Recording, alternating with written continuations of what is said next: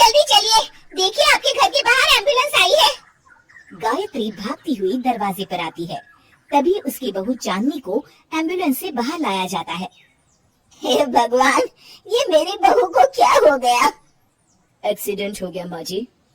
अरे लेकिन ये कैसा एक्सीडेंट है? चोट तो कहीं नजर नहीं आ रही।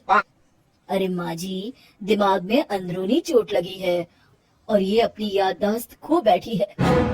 हैं? मेरी बहू याददाश्त खो बैठी है, अब क्या होगा?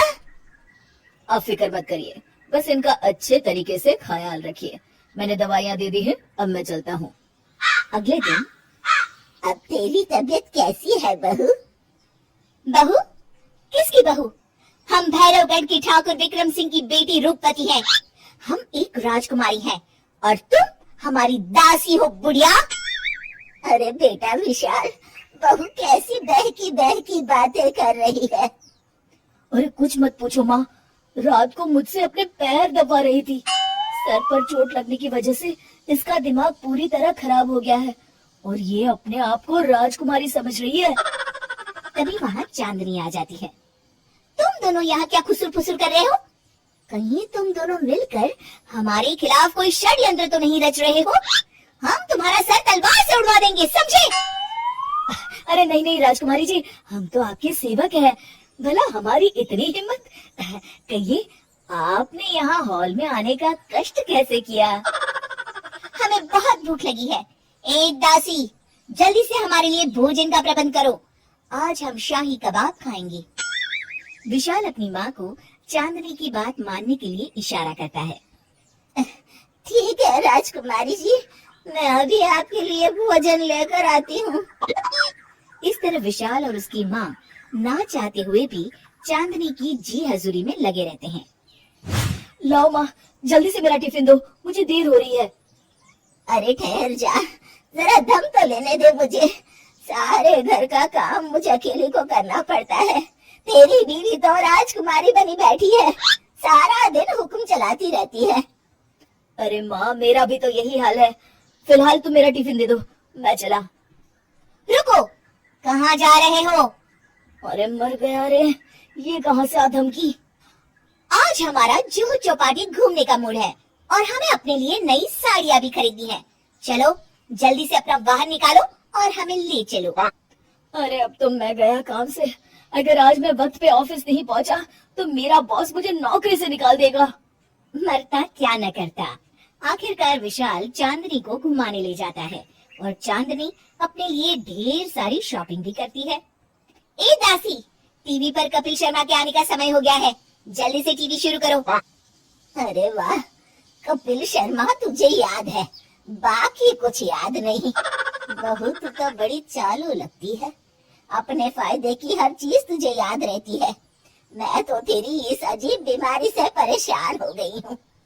अगले दिन, अरे डॉक्टर साहब, आप इतने दिन से मेरी बहू का इलाज कर रहे हैं, लेकिन उसकी बीमारी तो सुधरने के बजाय और बढ़ती जा रही है। अरे माँ जी, ये दिमागी बीमारी है, बेचारी की याददाश्त चली गई है। वापस आने में थोड़ा वक्त तो लगेगा ही ना। गायत्री डॉक्टर से बात कर ही रही होती है कि तभी उसकी पुरानी सहेली शीला वहाँ आ जाती है। शीला को देख अचानक डॉक्टर घबरा जाते हैं। अच्छा माँ जी, मुझे एक मरीज को अर्जेंट देखने जाना है, मैं चलता हूँ। ये कौन था?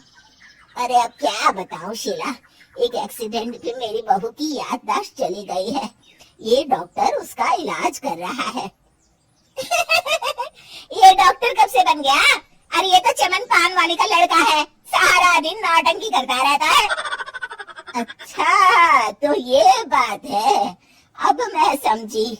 मेरी बहू और ये पान वाले का लड़का दोनों मिलकर मुझे बेवकूफ बना रहे थे। चल तू मेरे साथ। गायत्री शीला को एक बड़ा सा डंडा हाथ में देकर अपनी बहू चांदनी की कमरे में ले जाती है। बहू, ये मेरी सहेली है, एक डॉक्टर है। इसने तेरे जैसे न जाने कितनों का इलाज 2 मिनट में कर दिया है।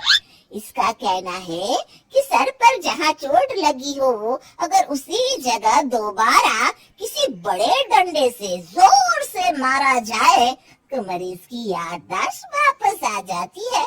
देख, हम डंडा भी लाए हैं। अपनी सास की बातें सुनकर और हाथ में बड़ा डंडा देख चांदनी घबरा जाती है।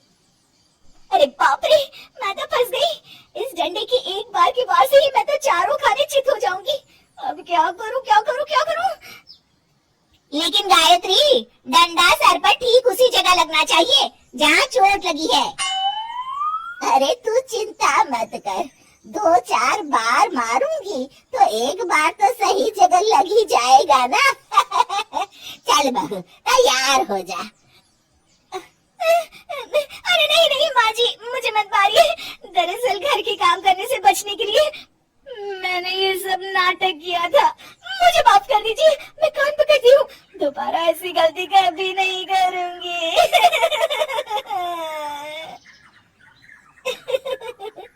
क्यों दोस्तों, कहानी कैसी लगी हमें जरूर बताइएगा।